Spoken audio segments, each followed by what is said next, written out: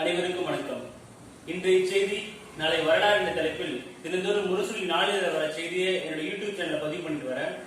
அதன் தொடர்ச்சியாக இன்னைக்கு சனிக்கிழமை 29 ஆகஸ்ட் 2020 முரசொலி நாளிதழ்ல என்ன செய்தி வந்திருக்குன்னு இப்ப பார்ப்போம்.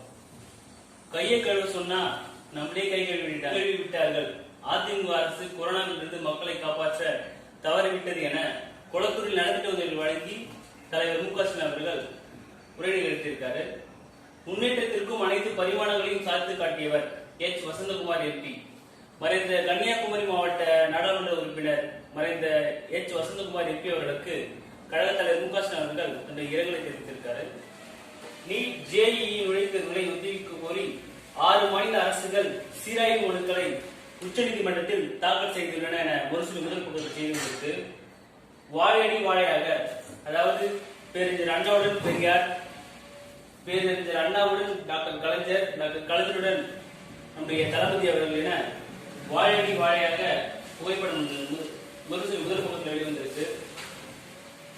அருந்திதருக்கு அருட்கொடை என்ற தலைப்பில் ஒரு தலையங்கம் வெளியிட்டிருக்காங்க.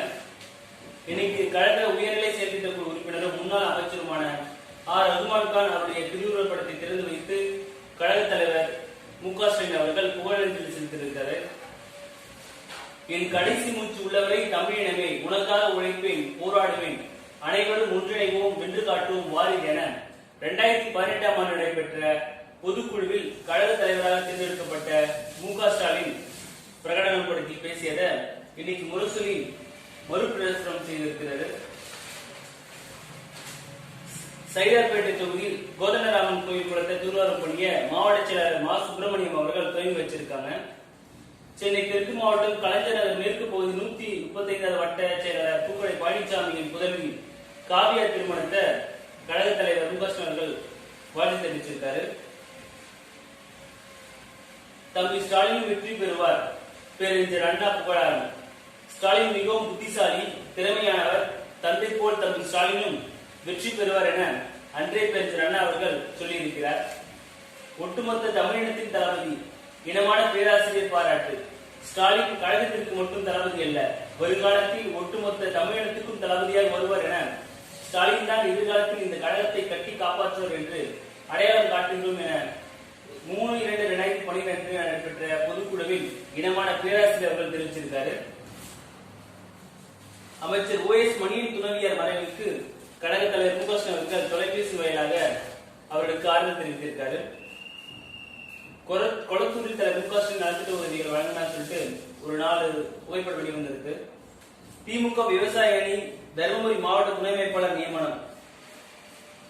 தருமபுரி மாவட்ட விவசாய அணி துணை அமைப்பாளராக எம். முருகன் அவர்கள் அறிவிக்கப்பட்டதாக மா. சின்னசாமி, ஏ.கே. விஜயன் திமுக விவசாய செயலாளர்கள் அறிவிப்பு வெளியிட்டிருக்காங்க. இன்னைக்கு முரசொலி 11ஆம் பக்கத்துல அருந்ததி சமுதாயத்திற்கு 3% இடஒதுக்கீட்டை முத்தமிழர் கலைஞர் ஆட்சி சட்டமன்றத்தில் சட்ட முடிவு கொண்டு வந்து உச்சநீதிமன்றத்தில் சட்ட போராட்டம் நடத்தி 3% இடஒதுக்கீட்டை நிலைநிறுத்திய சமூக நீதி பாதுகாவலர் கழக தலைவர்களுக்கு கோடான கோடி நன்றி இருந்து என ஆர். கிருஷ்ணன் மாவட்ட கழக பொறுப்பாளர் கோவை மாநகர் மேற்கு மாவட்டம், மருதமலை சேனாதிபதி மாவட்ட கழக பொறுப்பாளர் கோவை கிழக்கு மாவட்டம் அவங்க விளம்பரம் கொடுத்திருக்காங்க. மன்னார்குடியில் பாதக சங்க திட்டத்தை விரைவில் நிறைவேற்று என முதலமைச்சரிடம் டி.ஆர்.பி. ராஜா எம்.எல்.ஏ. அவர்கள் மனு கொடுத்திருக்காங்க.